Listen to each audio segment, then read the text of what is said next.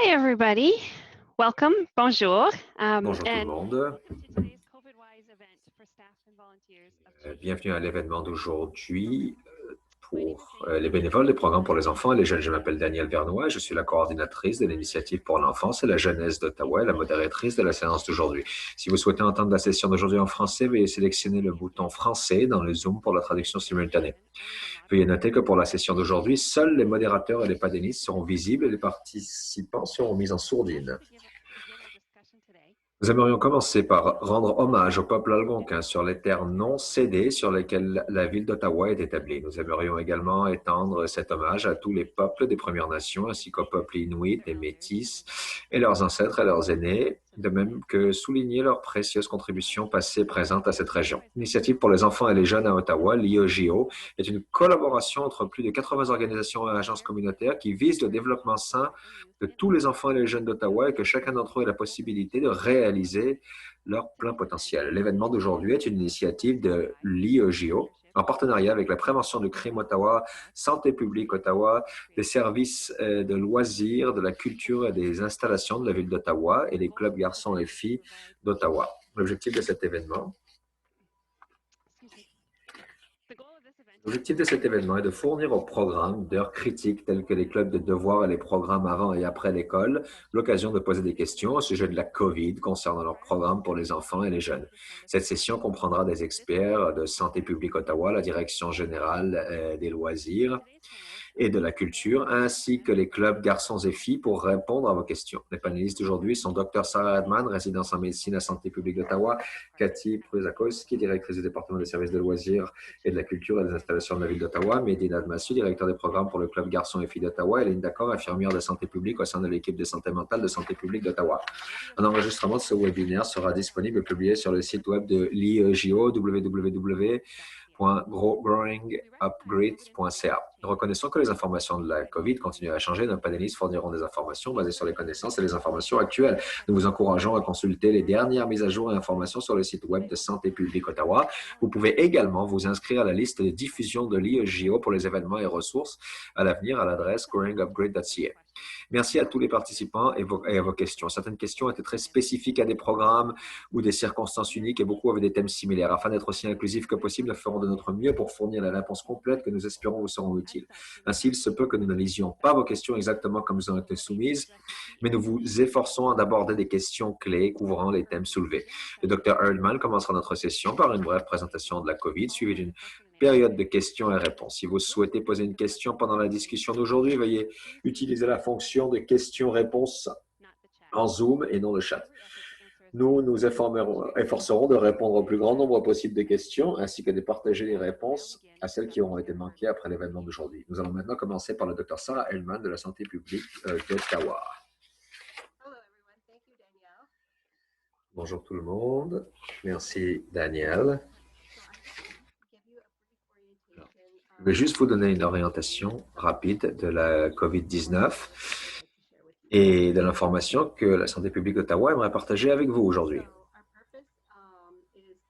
Alors, notre but, c'est de nous adresser à vous, c'est les bénévoles et l'équipe des agences d'Ottawa.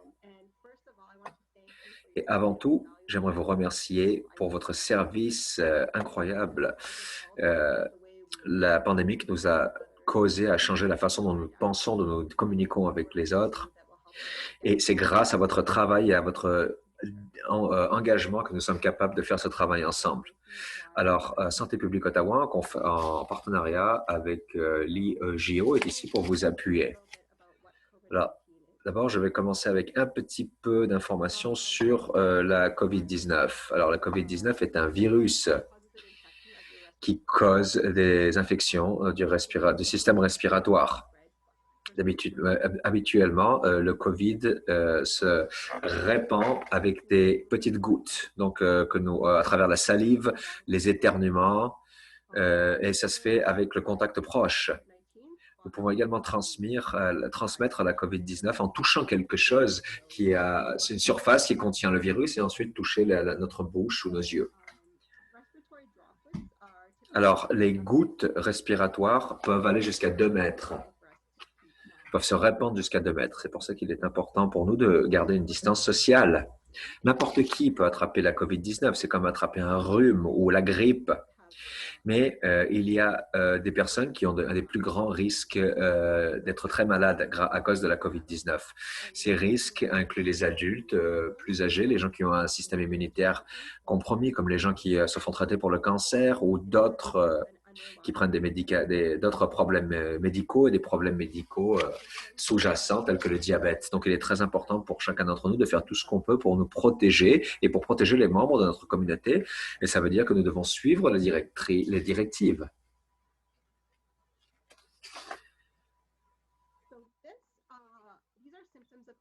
Ça, ce sont des symptômes de la COVID-19. Ils sont divisés en tiers 1 et tiers de type 1 et type 2, en particulier pour les enfants, donc tous les jeunes qui ont moins de 18 ans.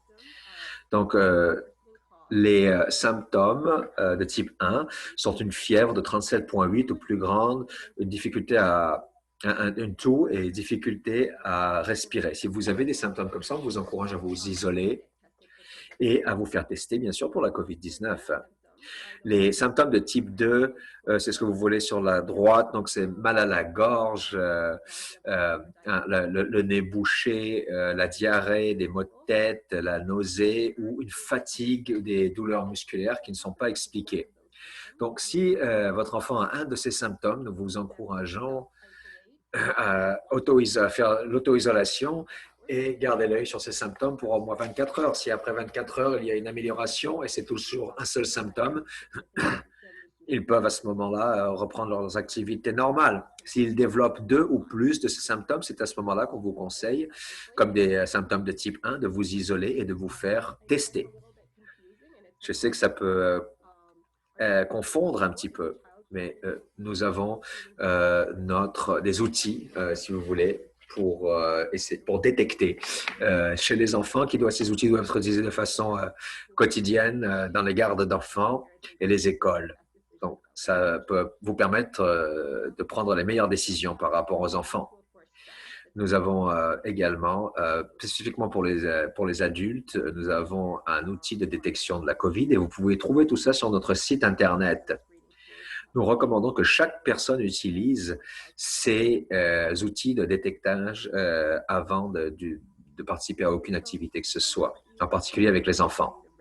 Donc, je voulais juste que vous compreniez le risque de la COVID-19.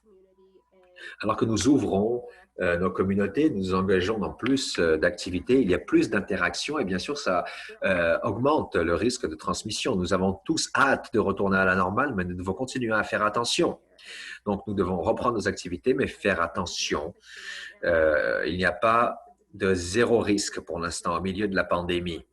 Donc, nous nous concentrons sur réduire autant que possible les risques et réouvrir les entreprises de façon la plus sécuritaire possible.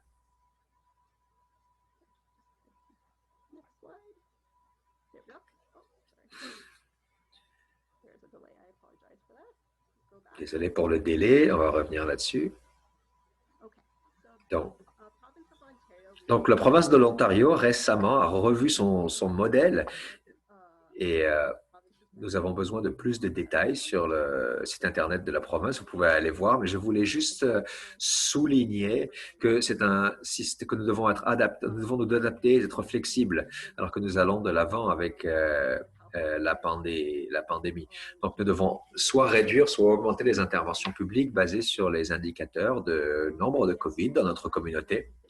En ce moment, Ottawa, nous sommes dans la zone orange, ce qui s'appelle restrict. Mais on pourrait très bien passer dans la zone rouge si on ne fait pas attention, en particulier dans les mois à venir avec l'hiver, les gens qui passent plus de temps à la maison et bien sûr les fêtes de Noël où il va y avoir plus de rassemblements sociaux, de fêtes. Donc, il faut faire très attention et nos entreprises, les business doivent s'adapter et doivent faire très attention également. Donc, maintenant, je vais juste parler rapidement de ce qui se passe quand vous avez un test de la COVID-19 positif. Donc, on reçoit votre information de contact à Santé publique Ottawa. Nous avons notre équipe qui va contacter les personnes positives, qui va faire une entrevue pour retracer les contacts et pour s'assurer qu'ils reçoivent les soins dont ils ont besoin et qu'ils vont s'isoler. Leur information est privée sur la loi, à cause de la loi sur la protection de l'information publique. Et après ça, Santé publique Ottawa va les contacter, va faire une entrevue et contacter également ceux qui sont en contact avec eux. Donc, on va contacter les personnes qui ont été en contact avec eux. Nous avons plus d'informations là-dessus sur notre site Internet, bien sûr.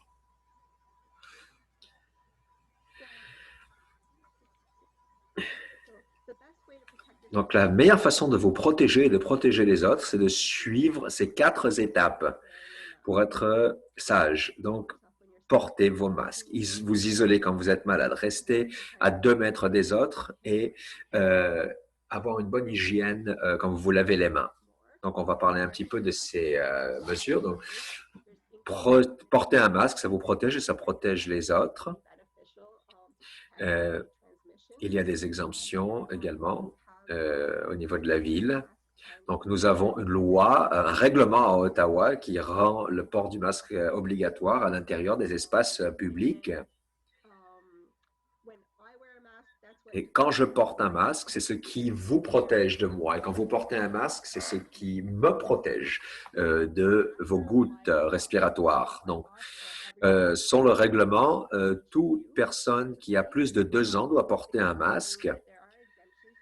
Mais il y a des exemptions pour certains enfants qui ont moins de 5 ans et qui ont des problèmes développementaux, par exemple, ou les adultes qui ont des conditions médicales qui les empêchent, en fait, de porter un masque. Donc, il y a plus d'informations, encore une fois, sur notre site Internet, sur les masques, comment choisir un masque. Il y a également de l'information sur comment est-ce que les enfants acceptent les masques. Donc, la meilleure façon d'aider vos enfants à accepter un masque, en général, c'est en étant un modèle et en portant le masque vous-même que vous allez encourager vos enfants à porter un masque et leur donner des choix aussi. Ils peuvent choisir la couleur, les dessins sur le masque et il faut inclure les masques dans leur environnement où ils vont jouer. Donc, ça va être plus accepté.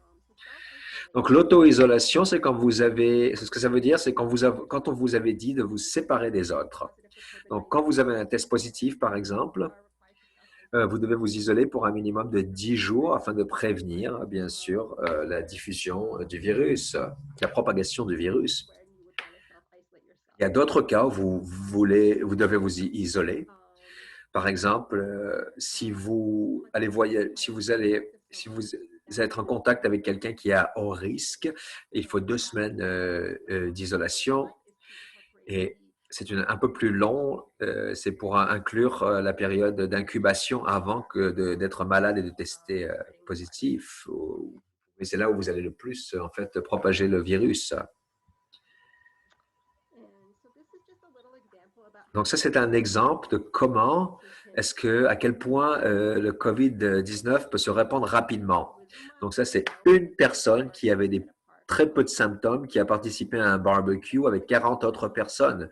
Il y a une autre personne qui a été infectée et qui est retournée avec le virus dans leur place de travail.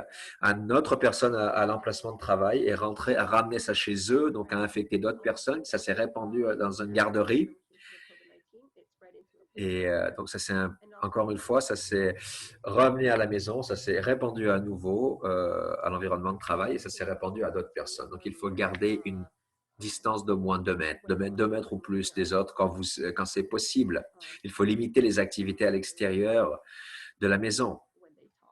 Donc, ça vous protège des gouttes respiratoires quand les personnes parlent. Donc, ça, c'est un diagramme de la santé d'Ottawa, comment laver vos mains proprement. Donc, on vous encourage de mouillez-vous les mains, de savonner, de frotter pendant au moins 15 secondes avec du savon et bien sûr de bien les rincer.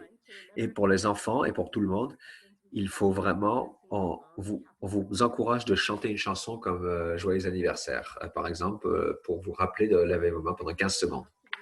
Donc, on vous encourage de rester à jour. Il y a beaucoup d'informations qui est disponible. Alors, choisissez des bonnes sources d'informations comme Twitter de la Ville Santé publique Ottawa. Il y a beaucoup de ressources sur la santé mentale et sur la COVID-19 sur notre site Internet en français et en anglais. Et voici quelques liens. Vous pouvez aller chercher plus d'informations. Merci pour votre temps et je vais rendre la parole à Daniel. Merci Sarah et merci à tous les participants pour toutes vos questions.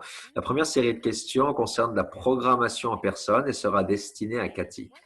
Cathy, quelle méthode peut-on utiliser pour offrir des services aux enfants, aux jeunes et aux familles de manière plus sûre? Quels conseils pouvez-vous donner pour mettre en pratique les règlements et les directives?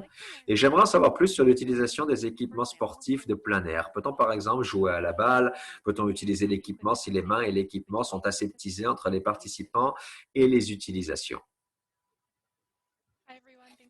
Bonjour tout le monde, merci de m'avoir invité aujourd'hui. Alors, pour ce qui est de modifier les programmes de loisirs pour la COVID-19, c'est un défi. Au niveau du loisir, on travaille sur une industrie qui demande beaucoup de contacts. Donc, il faut vraiment qu'on soit créatif, qu'on pense de façon créative et qu'on trouve des solutions qui nous permettent de continuer. Et si je vais juste vous donner quelques conseils aujourd'hui par rapport à vos programmes et services. Donc, premièrement, au niveau du cédule. Donc, on doit essayer de réduire notre capacité maximum en suivant les directives provinciales, mais aussi on regarde les spécificités de votre espace et vous assurer que vous prenez en considération combien de personnes vous pouvez avoir de façon sécuritaire dans votre espace. Si vous avez 70 mètres carrés, par exemple, vous pouvez être capable d'avoir 50 personnes basées sur l'espace que vous avez. Peut-être que ça pourrait être beaucoup moins. Il faut aussi que vous preniez en considération si vous avez plusieurs programmes pendant la journée, vous pouvez, par exemple, commencer à travailler à différents temps pour vous assurer, laisser du temps entre les deux groupes pour vous assurer que les groupes ne vont pas se croiser, vous assurer qu'il ne va pas y avoir trop de monde à la fois. Pour ce qui est des programmes et des activités, on se concentre autant qu'on peut cet hiver sur les activités extérieures. Donc, la ville va avoir beaucoup de programmes qui vont permettre aux participants de pratiquer leurs activités à l'extérieur où le risque de transmission est beaucoup moindre. Donc, c'est un élément clé pour nous cet hiver. Les activités se concentrent aussi plus sur des individuels plutôt que les équipes. Donc, pour les sports traditionnels, on regarde les aptitudes et beaucoup de drills individuels plutôt que de faire des choses où on partage l'équipement, où il y a des contacts directs. Pour ce qui est de la danse, des classes de fitness, vous pouvez mettre des points sur le sol, créer des boîtes par terre pour que tous les participants soient que ce soit très clair pour tous les participants dans quel espace ils doivent se tenir et pour pas que les gens se croisent dans leur bulle. On essaie de déployer des programmes de façon graduelle et évaluer comment se passent les choses. Donc, dans les mois à venir, on va déployer plus d'options de programmes, mais ça va se faire lentement jusqu'au point où on va arriver, jusqu'à ce qu'on arrive à un point où le niveau de programme que nous espérons de maintenir. Attendez, juste une seconde. Et vos procédures également. Donc, vous voulez avoir des procédures très claires pour les participants et pour le personnel pour ce qui est de la sanitation, de l'équipement qui vont être utilisés dans les programmes. Il faut que vous ayez des listes qui identifient quel équipement doit être désinfecté. Il faut qu'il y ait des membres du personnel qui vont signer ces listes. Et si vous avez un cas positif, c'est très important d'avoir tous ces rapports que vous pouvez donner à Santé publique Ottawa. Vous devez établir un mécanisme pour tenir compte, pour être capable de tracer les contacts. Donc, par exemple, les clients doivent s'enregistrer pour un temps spécifique, à une heure spécifique, alors que d'habitude, ils auraient pu venir quand ils voulaient. Donc, c'est des adaptations qu'on doit faire, c'est des mécanismes vous allez prendre des programmes. Encore une fois, vous allez mettre un système en place pour savoir qui est là quand. Vous pouvez récolter toute l'information que vous avez besoin pour retracer les contacts par la suite. Pour ce qui est des conseils pour mettre en pratique les règlements de sécurité, j'ai pris quelques photos d'une de nos locations pour pouvoir vous montrer comment est-ce que vous pouvez encourager des comportements qui sont plus sécuritaires. Donc, peut-être que ça va vous donner quelques conseils pour votre espace. Alors, pour ce qui est de rentrer et de sortir, vous pouvez essayer de séparer la sortie et l'entrée, comme ça les gens ils ne se croisent pas. Donc, il faut qu'il y ait des doubles portes, par exemple, qu'il n'y ait pas beaucoup d'alternatives pour entrer et sortir. Dans les endroits plus grands, vous pouvez avoir des entrées et des sorties différentes pour différents participants et différents groupes. Mais dans ce cas, il y a un point de contact et c'est la seule option. Donc, c'est deux doubles portes et l'intérieur, c'est pour un côté, c'est pour l'entrée, l'autre côté, c'est pour la sortie. Vous voyez qu'il y a des pylons, vous voyez qu'il y a des flèches par terre. Et ce que vous ne pouvez pas voir dans la photo, c'est que c'est la décoration sur le sol où les participants peuvent faire la queue pendant que les gens rentrent et ils peuvent continuer à avoir la distance sociale même à l'extérieur quand ils font la queue pour rentrer. Donc ça, c'est une des choses, quand les gens viennent dans la facilité, vous ne pouvez pas voir très bien ce qui se passe sur la photo, mais vous voyez qu'il y a une barrière qui protège le personnel et c'est fait en plexiglas. C'est à ce moment-là que c'est là qu'on fait qu'on retrace les contacts, qu'on enregistre les gens et qu'on va leur poser des questions sur des symptômes potentiels. On peut mettre des marques sur le sol avec des flèches pour indiquer dans quelle direction les gens doivent aller. On doit bloquer certaines entrées, certaines sorties que nous ne voulons pas que les gens utilisent. Utiliser, bien entendu, du désinfectant pour les mains. Et ce sont des exemples de la décoration au sol pour permettre aux gens de garder la distance sociale. Pour ce qui est de l'équipement, si vous voulez que je parle de l'équipement rapidement, donc on essaye d'éviter les programmes où l'équipement est partagé. Donc, vous pouvez utiliser des choses comme les balles qui ne vont pas être de soccer, où les gens ne vont pas les toucher avec les mains. Sinon, chaque participant doit avoir leur propre balle et tout l'équipement qui doit être partagé. Il doit avoir des stations pour mettre l'équipement qui a été utilisé et des stations pour mettre l'équipement qui est neuf. Merci. Les questions suivantes, toujours liées à la programmation en personne, seront adressées au panel en général, en commençant par Sarah de Santé publique Ottawa. Est-il recommandé d'arrêter toutes les activités en personne cet hiver pour tous les groupes d'âge? Comment pouvons-nous créer des programmes pour les jeunes sans mélanger les écoles et prévenir la diffusion de la COVID-19? Quelles sont les précautions COVID-19 pour préparer et servir la nourriture aux participants? Commencer avec la première question. Non, nous ne recommandons pas d'arrêter toutes les activités en personne cet hiver.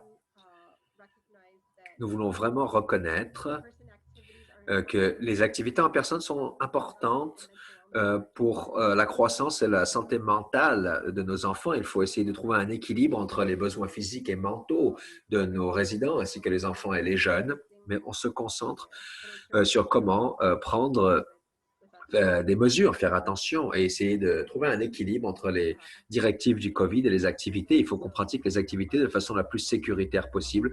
Une approche de réduction des méfaits, comme j'ai parlé dans ma présentation, porter des masques, se laver les mains, garder la distance sociale et encourager les gens à rester chez eux quand ils sont malades.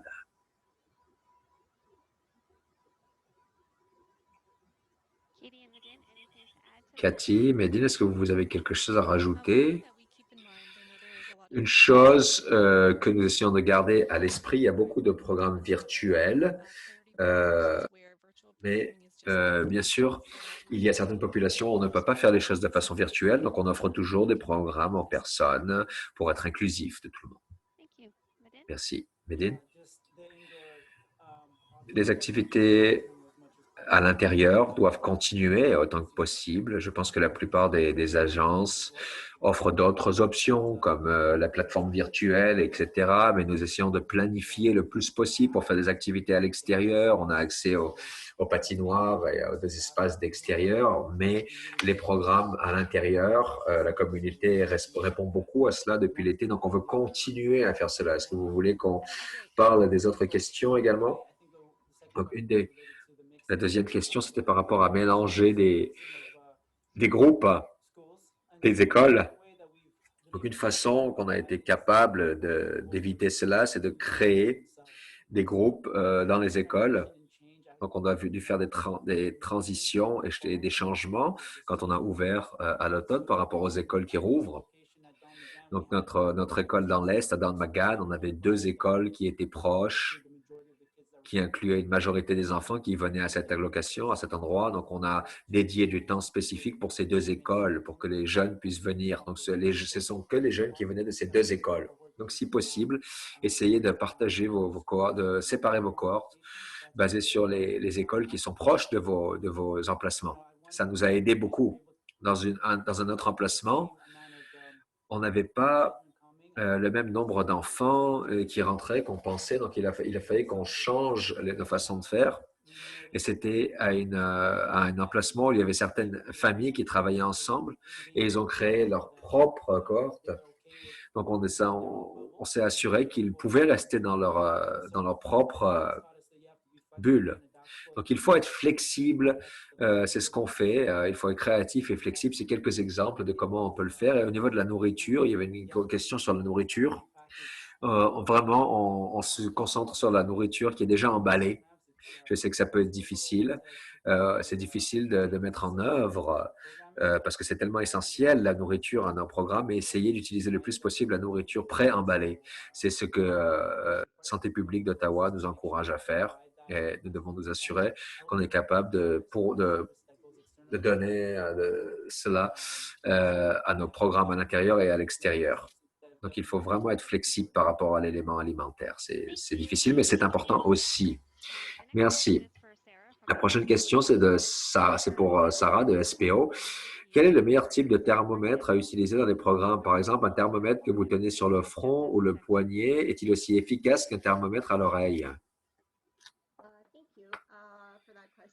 Merci pour cette question. Donc, le meilleur type de thermomètre, ce sont le thermomètre que vous mettez sur le poignet ou sur le front.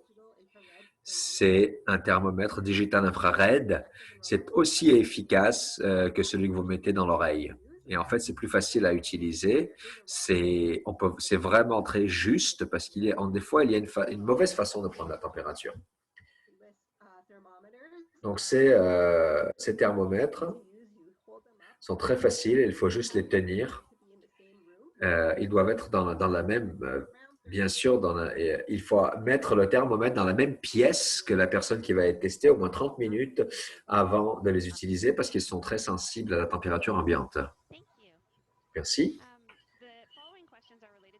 La question suivante, c'est par rapport au masque. On va commencer avec Sarah, on va passer à Cathy et Medine après cela. Alors, quelle doit être la distance entre les participants et le personnel si les deux portent un masque? Avec les masques à 3 couches filtrées qui sont maintenant recommandés, est-ce que quelque chose que les programmes pour les enfants et les jeunes devraient maintenant exiger pour notre personnel et participants? Est-il recommandé aux participants de porter des masques à l'extérieur pour les programmes, même si tout le monde est maintenu à une distance d'1,80 m, de 6 pieds les uns avec les autres? Donc, je vais commencer avec la première question. Quelle est la distance si tous les deux portent un masque? On recommande quand même la distance. Porter un masque, ce n'est pas une alternative à la distance physique. Il est recommandé que les participants fassent le plus d'efforts possible pour garder une distance de 2 mètres, même quand ils portent un masque. Ça s'appelle les couches des couches de protection.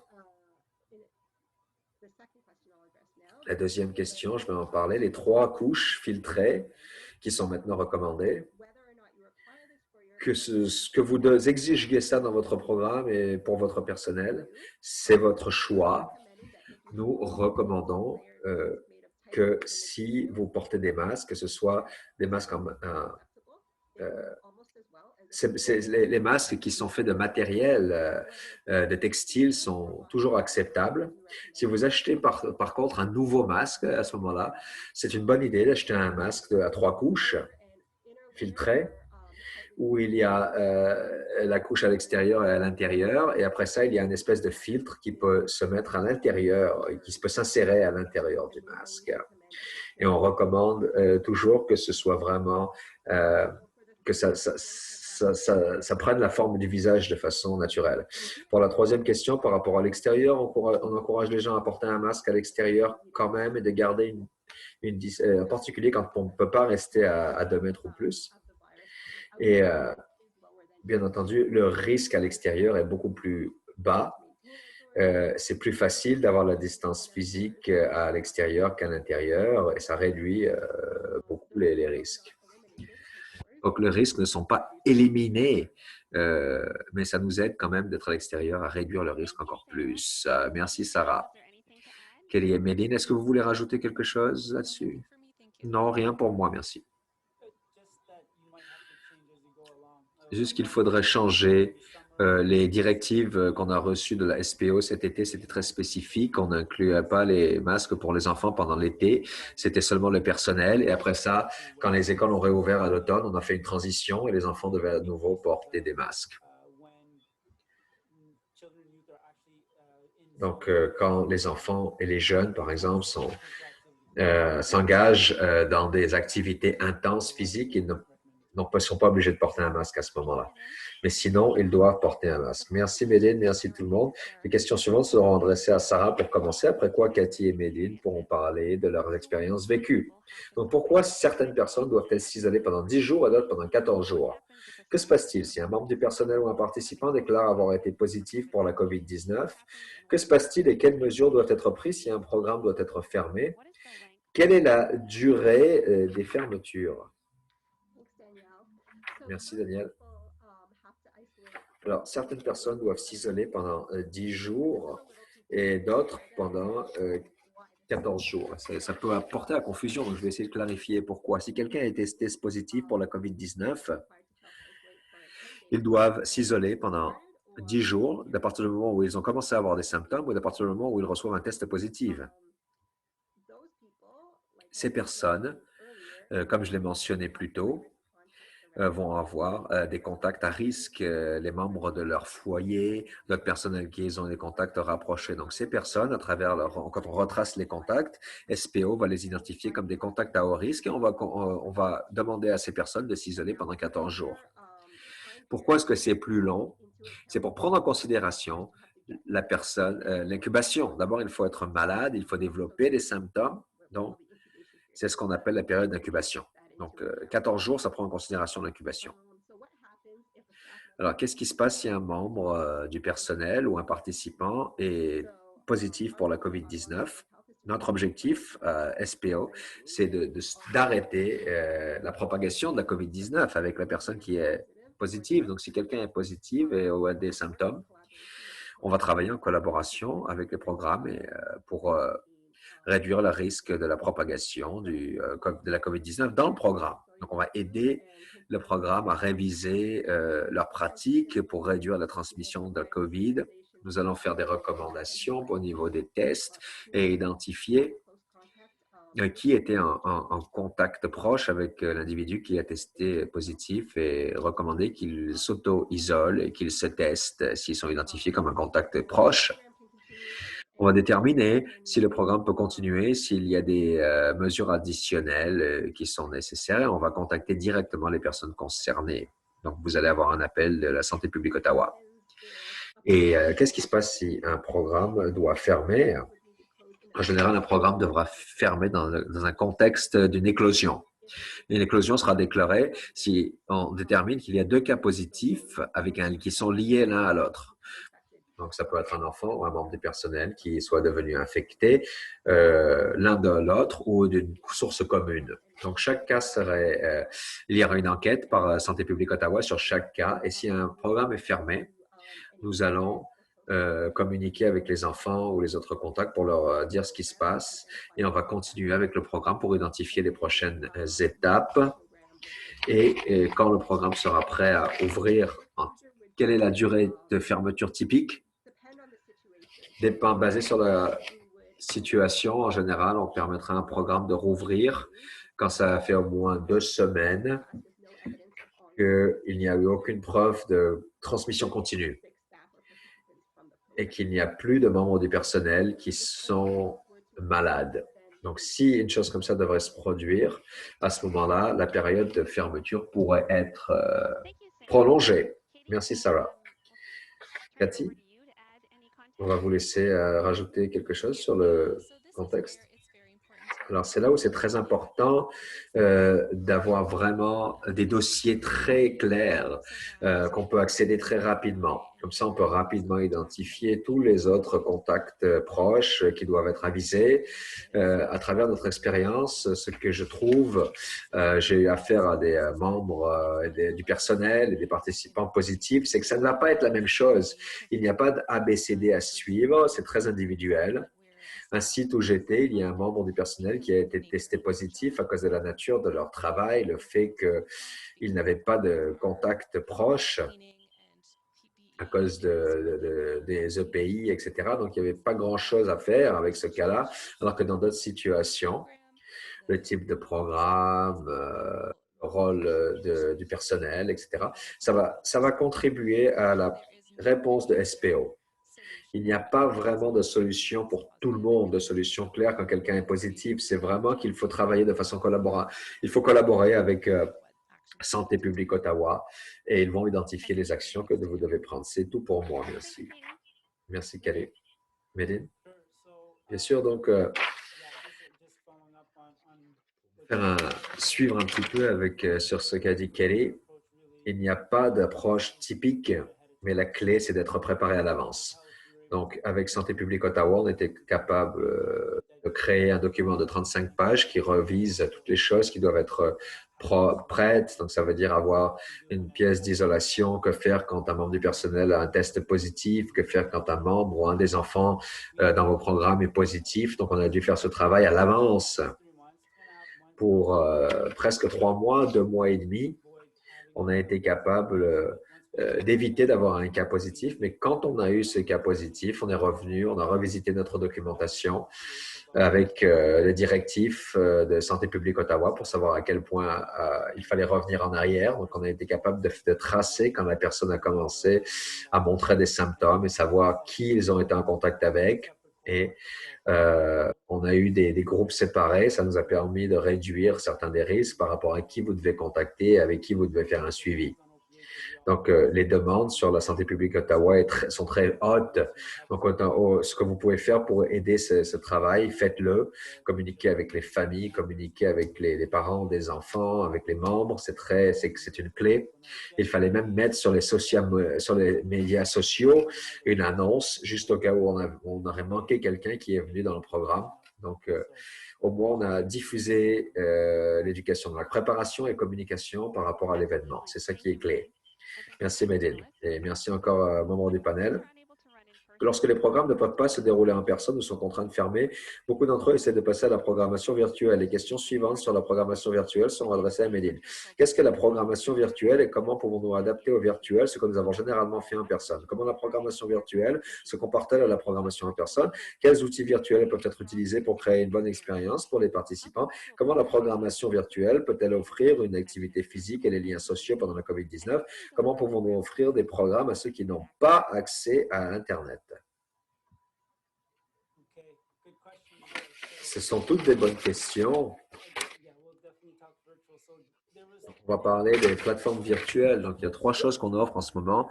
Donc, la plateforme virtuelle, où il fallait changer des programmes en personne au programme virtuel. Donc, la façon qu'on a fait ça, qu'on a demandé aux membres d'identifier quel support dont ils avaient besoin. C'était au mois de mars. Peut-être que vous ne pouvez pas vous souvenir aussi loin, mais il a fallu demander aux gens à quoi ils avaient besoin. Ce que j'ai vu beaucoup d'agences faire, c'est créer des programmes de Zoom. Donc, autant que possible, offrir des programmes par Zoom. Il y a d'autres choses qu'on a faites par rapport au programme en personne. Je pense que je vais parler de chacune des autres éléments plus tard. Alors, adapter, s'assurer que vous offrez différentes options pour les communautés. Vous ne savez pas où en sont les familles par rapport à ce qu'ils sont prêtes à faire pour ce qui est de leur donner accès à d'autres personnes à nouveau. Alors, vous verrez dans cette diapo, il y a différentes façons dont on peut faire ça. Donc, on va maintenant passer au virtuel. Tout le monde, c'est ça qui intéresse les gens le plus. Alors, qu'est-ce qui est le programme virtuel et comment on peut s'adapter? C'est un modèle alternatif pour donner les mêmes programmes pour les individus, mais en ligne. Donc,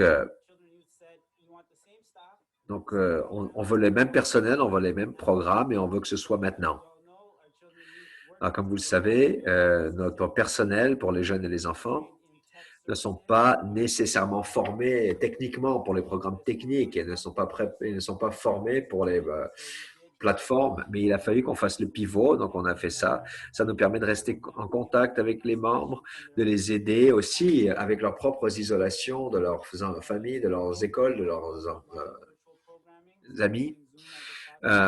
Donc, on utilise encore une fois Zoom comme une plateforme. On a eu un programme de CrossFit, on a eu des soirées de trivia, des jeux, toutes sortes de programmes qu'on a utilisés de façon virtuelle. C'est des programmes qu'on faisait avant en personne. Donc, c'est essentiellement ce qu'on a fait. Ce n'est pas de créer des nouveaux programmes, c'était juste de trouver des façons de continuer à faire ce qu'on fait, mais à travers cette plateforme.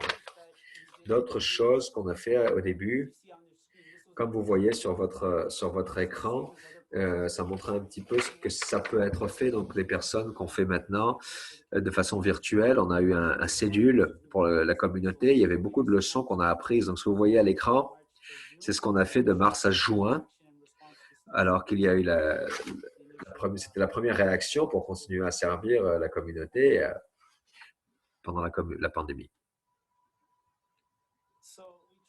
Alors, on a fait une transition et on est passé à une plateforme. Alors, comment est-ce que les programmes virtuels se comparent aux programmes en personne? Encore une fois, une minute virtuelle, c'est comme 10 minutes en personne. Il y a plus de préparations qui doivent être prises pour le même temps en personne. Le recrutement, on a fait ça beaucoup de courriels, beaucoup d'appels téléphoniques, beaucoup de médias sociaux. Les communautés qu'on dessert n'ont pas l'habitude de ce type de programme. Ils ne sont pas habitués à ce type de programme. Ils viennent nous voir pour vraiment parler aux travailleurs, pour s'engager dans des activités. Alors, faire ça de façon virtuelle, ça a été un grand changement pour nous. Mais on a appris qu'on pouvait quand même fournir, peut-être pas le même temps, mais le même type de programme. Personne ne veut être sur Zoom pendant 1 heure, 2 heures, 3 heures, mais on veut s'assurer qu'ils ont toujours accès au type de programme, de programmation. La participation, ça varie et ça dépend de ce qu'on offre. Pendant l'été, bien sûr, la participation a diminué. Et à l'automne, quand on a recommencé l'école, ça a commencé à revenir parce que les gens veulent voir leurs amis, ils veulent voir les gens avec qui ils ont l'habitude de travailler. Donc, on a différents types de compétitions avec les programmes en ligne. On a parlé de YouTube ou Netflix comme compétition, mais une des expériences, une des leçons d'apprentissage, c'est que les gens veulent voir les gens veulent voir leurs amis, les gens avec qui ils sont habitués. Donc, vous êtes déjà en avance pour ce qui est. Ça vous donne une possibilité de continuer à connecter. Par rapport aux différences entre en personne et virtuel, les chiffres ne sont pas les mêmes. On a certains programmes où on peut avoir comme 3, 5 enfants jusqu'à 40 à 50 enfants. Et c'est relié à un événement en particulier. On a un programme de leadership qui a 30 personnes chaque semaine qui viennent. Donc, dépendamment de ce que vous aviez déjà en place, et si vous pouvez encourager les groupes existants à faire une transition au virtuel, où ils peuvent faire ça en ligne. Les ratios sont différents également. Quelques leçons qu'on a apprises par rapport au virtuel. Donc, les connexions face à face sont importantes. Il y a des nouveaux jeunes qui se sont connectés. Ça nous a montré que la pandémie a laissé beaucoup de besoins, en fait, a créé beaucoup de besoins de contact. Donc, il faut être très enthousiaste, il faut être très excité. Peut-être pas comme je le fais maintenant dans cette présentation, mais c'est une des leçons qu'on a apprises. Il faut vraiment avoir beaucoup d'énergie. Donc, on a vu un peu les choses qu'il fallait changer. Une des grandes leçons à apprendre, c'est qu'il faut vraiment être des animateurs qui sont très enthousiastes, qui sont capables de garder les gens enthousiastes par rapport au programme également. Autre chose qu'on a apprises. Donc, il y a certains défis par rapport au virtuel, comme les activités drop-in ne marchent pas très bien. Donc, il faut s'assurer que ce soit une programmation très spécifique. Ça aide pour l'engagement continu des jeunes. Et ce n'est pas juste… les gens, ils savent pourquoi ils signent et ils vont préparer le temps à l'avance, alors que les programmes drop-in, ça marche plus en personne. Donc, il faut utiliser aussi des pauses parce que les gens peuvent la fatigue technologique. Laissez-leur le temps d'aller se chercher de l'eau, manger un snack. Si ce n'est pas quelque chose de physique, vous avez besoin de plus de pauses parce que c'est une plateforme qui est différente. Et il faut garder votre contenu frais et nouveau. Il faut du nouveau contenu tout le temps. Donc, des nouvelles vidéos, des nouveaux dossiers PDF, des choses que les enfants peuvent revenir là-dessus dans leur propre temps ou pendant les programmes. Donc, il faut vous assurer que ce soit nouveau. Il faut vous assurer d'avoir toujours du nouveau matériel. C'est très important. Je pense que… Non, pas encore. Oui, c'est bon. Alors, merci, Médine. Alors, la prochaine question, c'est par rapport à la santé mentale. Ça va être pour Linda. Et Médine va également répondre à la dernière question. Donc, la santé mentale est un sujet important. Comment pouvons-nous aider les enfants à faire face à la pandémie? Comment pouvons-nous soutenir la santé mentale du personnel ou en tant que membre du personnel, comment je puisse m'entraîner à être résilient et que pouvons-nous faire pour aider les enfants et les jeunes à rester socialement connectés? Alors, merci Daniel pour ces questions. Donc, je pense qu'une des choses dont on doit se rappeler pendant la pandémie, ces temps difficiles, c'est que les enfants vont avoir toutes sortes d'émotions. Et nous également, nous avons toujours des défis. Donc, il faut être patient. Il faut réaliser que ils vont vivre différentes émotions. C'est normal pour eux de se sentir comme ça, d'avoir ces émotions, de se sentir peut-être plus émotif que la normale. Donc, des questions, une des choses, c'est de passer du temps avec eux, de parler de comment ils se sentent. Et s'ils ne veulent pas, ce qui est quelquefois le cas, d'être avec eux, de leur permettre, de leur donner un espace où ils peuvent parler. S'ils veulent aller conduire, si des fois quand vous allez conduire avec eux, des fois ils sont assis dans la voiture avec eux, mais ils ne vous regardent pas directement. Ça leur permet c'est plus facile des fois de communiquer. Il faut être patient avec vous-même, patient avec vos enfants. Alors il faut garder votre calme, les aider à apprendre des techniques de réduction du stress. Vous allez trouver beaucoup de ces ressources sur notre site. Nous avons un site Internet sur la santé mentale et la COVID-19. Vous allez trouver toutes sortes de ressources, et des vidéos, des liens également pour trouver de l'appui dans la communauté. Donc, des exercices de respiration, par exemple. La méditation, ça peut aider. Vous pouvez apprendre ça à vos enfants, comment respirer, comment méditer. Alors, il faut vraiment revenir à la base, si vous voulez. Les enfants, la routine, c'est importante. À quelle heure ils se lèvent, à quelle heure ils se couchent. Il faut garder une routine pour les enfants. Essayez d'avoir des activités qui nous aident tous, incluant les enfants, à se sentir mieux. Et si vous trouvez que votre jeune ou votre enfant, que vous avez besoin d'aide, il y a de l'aide qui est disponible dans notre communauté.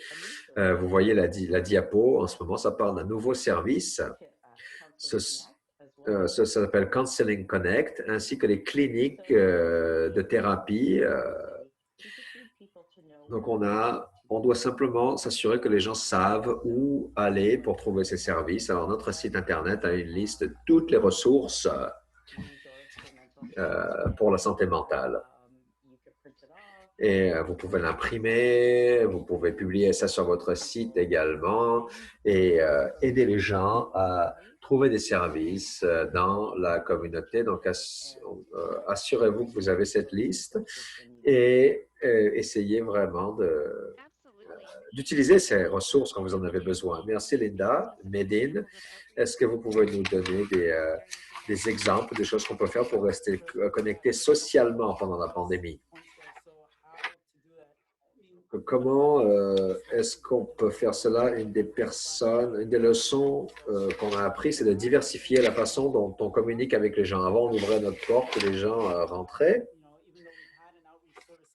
Maintenant, nous avons un service de connexion dans le passé, mais il a fallu élargir ce service pour connecter avec les gens où ils sont. On ne voit plus les gens dans les écoles, on ne voit plus les gens dans les programmes parce que beaucoup de programmes ont dû être fermés.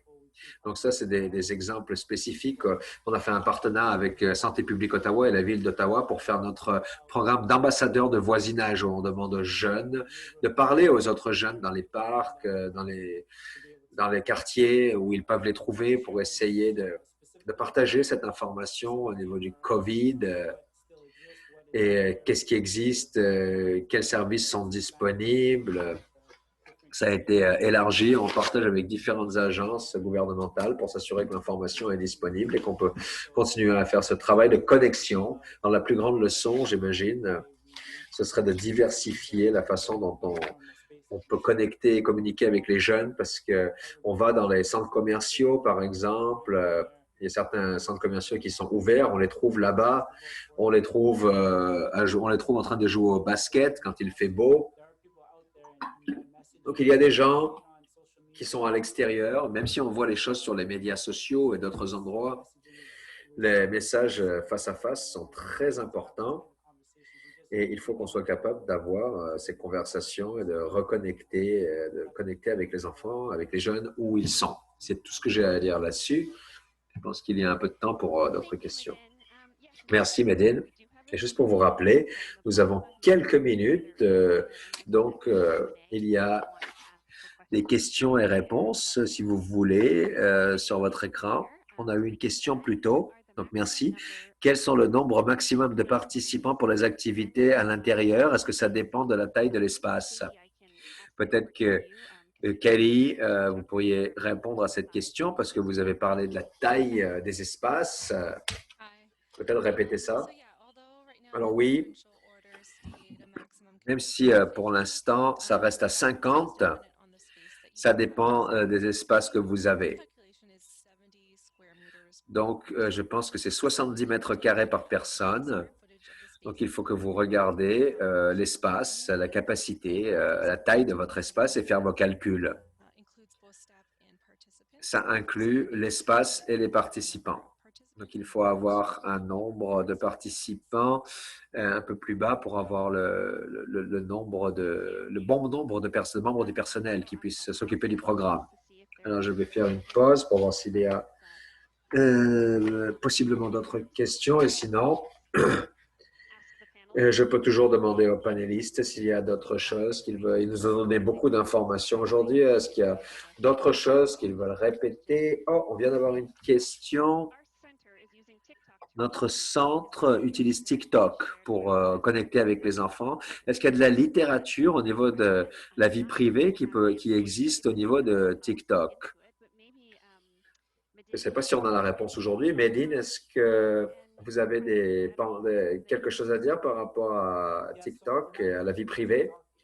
On n'utilise pas TikTok sur notre plateforme virtuelle, mais par rapport à la vie privée, il va falloir créer un nouveau code de conduite pour comment est-ce qu'on crée des programmes en ligne. Donc, l'outil qu'on a utilisé, c'est très spécifique au programme qu'on a. Merci Medine, on va se reconnecter. J'ai une autre question. Est-ce que vous avez des échantillons et des procédures au niveau de l'opération qui peuvent être partagées? Est-ce que les participants peuvent cuisiner dans notre cuisine s'ils se lavent les mains et qu'ils sont seuls, par exemple? Est-ce que les membres du personnel peuvent préparer et servir de la nourriture? Est-ce que ça peut se faire? Encore une fois, nous ne recommandons pas que les jeunes, les enfants, soient impliqués dans la préparation de nourriture. Cependant, le personnel peuvent être impliqués dans la préparation et la distribution de nourriture, donc c'est fait de façon très sécuritaire, donc ils se lavent les mains, etc. Le personnel peut servir des portions individuelles aux participants et les participants doivent garder leur distance sociale pendant qu'ils mangent. Nous ne recommandons pas qu'ils partagent des ustensiles ou des condiments, etc. Tout doit être fait de façon individuelle. J'espère que ça peut aider. Merci. Une autre question, est-ce que vous avez encore une fois des échantillons de procédures opératoires qui peuvent être partagés? Je vais peut-être laisser à Cathy répondre. Est-ce qu'il y a des exemples ou peut-être que nous pouvons faire du travail pour essayer de partager les procédures que la ville utilise pour leur programme? C'est quelque chose, et il faut que je vous revienne là-dessus. S'il y a des choses qu'on peut partager, je vous reviendrai plus tard là-dessus. Et à ce moment-là, peut-être que nous pouvons avoir quelque chose sur le site Internet de l'IEJO. Medine,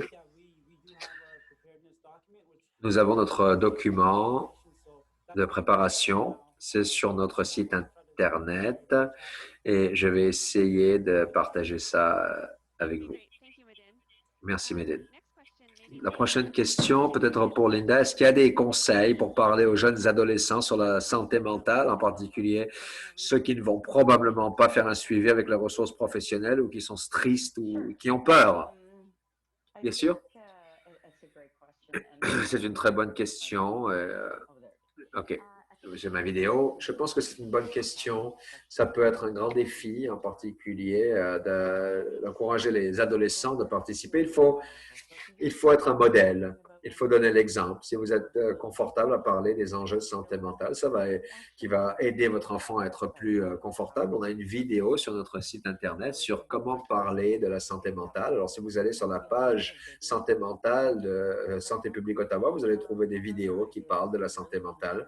Une autre question, c'est d'offrir d'aller avec votre enfant, avec vos jeunes, à une clinique. Ils ont des cliniques et ils sont très bons à ce qu'ils font. Vous pouvez rester avec l'enfant, vous n'avez pas besoin de rentrer avec eux, mais leur offrir de les emmener voir un thérapeute, un psychothérapeute, et peut-être être là avec eux pendant qu'ils parlent, un thérapeute, ça peut aider. Donc, c'est très important d'avoir ces discussions.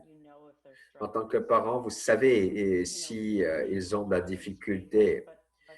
Donc, soyez patient, donnez-leur de l'espace, peut-être regarder la vidéo, ça va aider. Merci, Linda.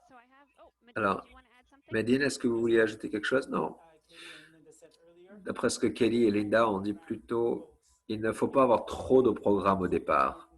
C'est quelque chose qu'on a appris cet été.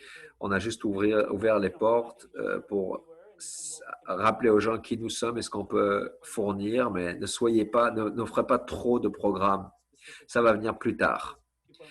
Donc, les gens sont quand les gens seront plus confortables avec les programmes spécifiques. D'accord, merci. J'ai une question de clarification pour Sarah par rapport au thermomètre. Le thermomètre doit être dans le même espace que la personne pendant une demi-heure. Ça a l'air un peu difficile d'attendre une demi-heure pour que la personne soit à l'intérieur pour mesurer la température. S'il fait trop froid à l'extérieur, le thermomètre ne peut pas mesurer correctement. Quelle autre option avons-nous pour faire ça de façon appropriée? Non, en fait, si le thermomètre est à l'extérieur, ça ne va pas fonctionner. Correct. En particulier en hiver.